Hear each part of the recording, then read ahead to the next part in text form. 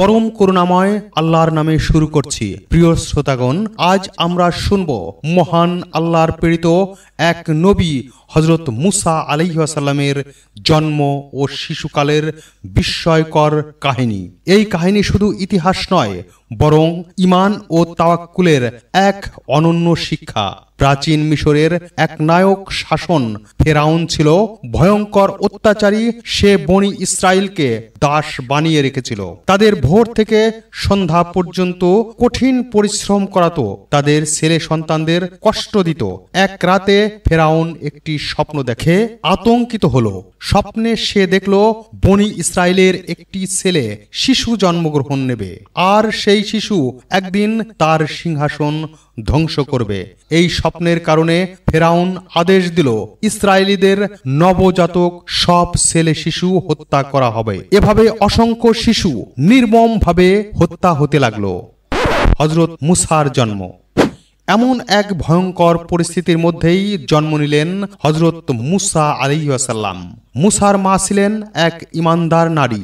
শিশুকে জন্ম দেওয়ার পর তিনি ভয়ে কাঁপতে লাগলেন।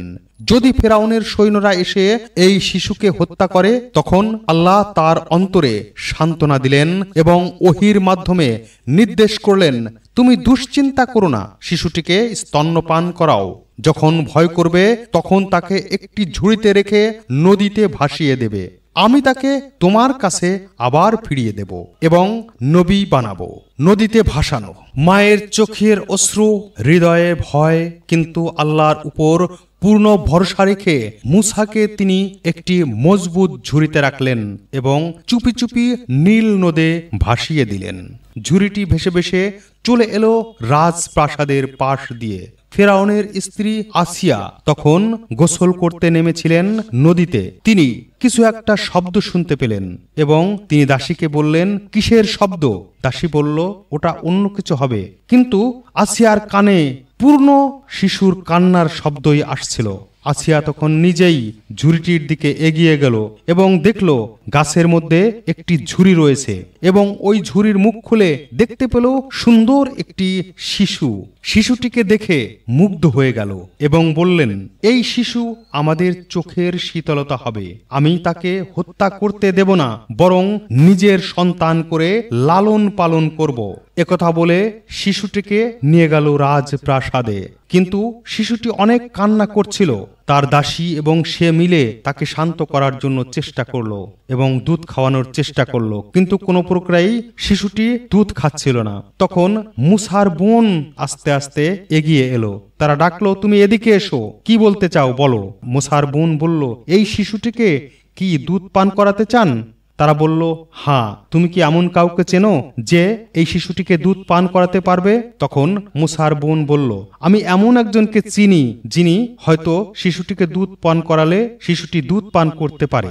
সে আর কেউ নন, সে ছিল মুসার আপন মা। এভাবেই আল্লাহ তার প্রতিশ্রুতি পূর্ণ করলেন। মুসার মা কে ডাকা হলো এবং তিনি আসলেন রাজ দরবারে। তার কোলে দেওয়া হলো এবং তিনি নিজ সন্তান পেয়ে বুকে জড়িয়ে ধরলেন।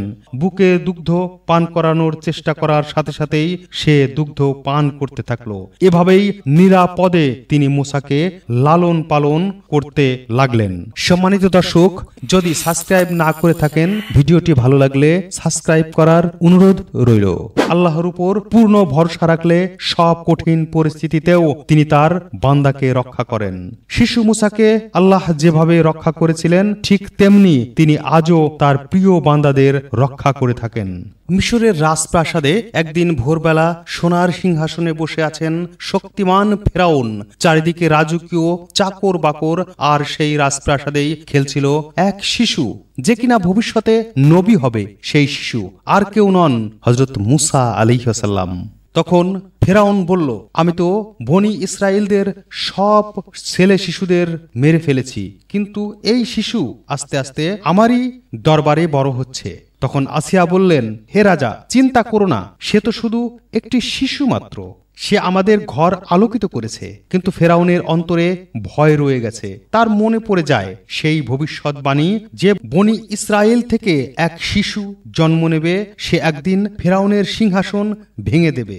আসিয়া, তুমি কি বুঝতে পারছো, যদি সত্যিই এই শিশুই সেই শিশু হয় ভবিষ্যৎবাণীর নায়ক? তবে আসিয়া বলল, রাজা, এগুলো কেবল মনের ভয়। এই শিশুটি নির্দোষ, তুমি কেন সন্দেহ করছো? ঠিক সেই মুহূর্তে শিশু মূসা হামাগুড়ি দিয়ে ফেরাউনের রাজ সিংহাসনে ওঠে এবং আস্তে আস্তে ফেরাউনের কোলে উঠে যায়। ফেরাউনের সিংহাসনে বসা আর শিশু তার কাছে উঠে যায়। ফেরাউন মূসাকে কোলে তুলে নেয়। তখন মূসা ফেরাউনের দাড়ি ধরে এক টান দেয়। ফেরাউন ব্যথা পেয়ে রেগে গিয়ে মূসাকে ধমক দেয়। মূসা তার ছোট্ট হাতে ফেরাউনকে এক চর মেরে দেয়। চর খেয়ে ফেরাউন পড়ে যাওয়ার উপক্রম, চোখে ঝাপসা দেখতে শুরু করলো। আহ, কি সর্বনাশ! এই শিশু আমাকে আঘাত করলো। এ তো বিদ্রোহের আলামত। এ তো সেই শিশু যে আমার ধ্বংস আনবে। সৈন্যরা, ধরো ওকে, আমি এখনই এ শিশুকে হত্যা করব। রাজপ্রাসাদে ভয়াবহ পরিস্থিতির তৈরি হলো। সবাই ভয় পেয়ে চুপ। তখন বুদ্ধিমতী আসিয়া এগিয়ে আসলেন। হযরত আসিয়া বললেন, হে মহারাজ, রাগ করো না। সে তো কেবল একটি শিশু মাত্র। সে না বুঝেই এ কাজ করেছে। তুমি যদি মনে করো সে তোমার জন্য হুমকি, তবে তার পরীক্ষা নাও। ফেরাউন বলল, কেমন পরীক্ষা? আল্লাহ পাক হযরত আসিয়ার প্রখর জ্ঞান দান করেছিলেন। তার সেই জ্ঞান দিয়ে কৌশল করলেন। তিনি বললেন, একটি বড় থালা আনো। এই থালার এক পাশে রাখা হোক সোনার শিরস্ত্রাণ, মাথার মুকুট। অন্য পাশে জ্বলন্ত আগুনের আঙ্গার রাখা হোক। যদি শিশু সোনা নেয় তবে বুঝবে সে সত্যিই সচেতন, আর যদি সে আগুনে হাত দেয় তাহলে বুঝবে যে সে সত্যি একটি অবুঝ বালক। ফেরাউন একথায় সম্মত হলো। সামনেই রাখা হলো সোনার ঝলমলে অলঙ্কৃত শিরস্ত্রাণ, আর আরেক পাশে রাখা হলো লাল টকটকে জ্বলন্ত কয়লা। শিশু মূসা হামাগুড়ি দিয়ে এগিয়ে এলো। তার ছোট হাত সোনার দিকে বাড়ালো, কিন্তু আল্লাহর হুকুমে ফেরেশতা দিয়ে সে হাত ঘুরিয়ে দিল আগুনের দিকে। হযরত মূসা আগুনের আঙ্গার উঠে তার মুখে দিল এবং হযরত মূসার জিহ্বা পুড়ে গেল। সে কারণে হযরত মূসা আলাইহিস সালাম এর কথায় একটু জড়তা ছিল। এভাবেই আল্লাহ তার হুকুম কার্যকর করলেন যাতে ফেরাউনের সন্দেহ দূর হয়। ফেরাউন হাসতে হাসতে বলল, দেখেছো আসিয়া, এ তো শিশু মাত্র। এর ভেতরে কোনো ষড়যন্ত্র নেই। আমি ভুল করেছিলাম। আসিয়া বলল, হ্যাঁ রাজা, এ তো কেবল শিশু। আল্লাহর রহমতে শিশু মূসা নিরাপদে রইলেন। এভাবে শিশু মূসা ফেরাউনকে এক থাপ্পড় মেরেছিল। আল্লাহর রহমতে শিশু মূসা নিরাপদে রইলেন। এভাবেই শিশু মূসা ফেরাউনকে থাপ্পড় দিয়েও আল্লাহর রহমতে রক্ষা পান আর ভবিষ্যতের জন্য রেখে যান এক মহা শিক্ষা। আল্লাহ যাকে রক্ষা করেন, ফেরাউনের মতো রাজারাও তাকে ক্ষতি করতে পারে না। সম্মানিত দর্শক, যদি সাবস্ক্রাইব না করে থাকেন, ভিডিওটি ভালো লাগলে সাবস্ক্রাইব করার অনুরোধ রইল। আজ এ পর্যন্তই। হযরত মূসা আলাইহিস সালামের কাহিনীর বাকি অংশ দেখবেন পরবর্তী ভিডিওতে। আসসালামু আলাইকুম।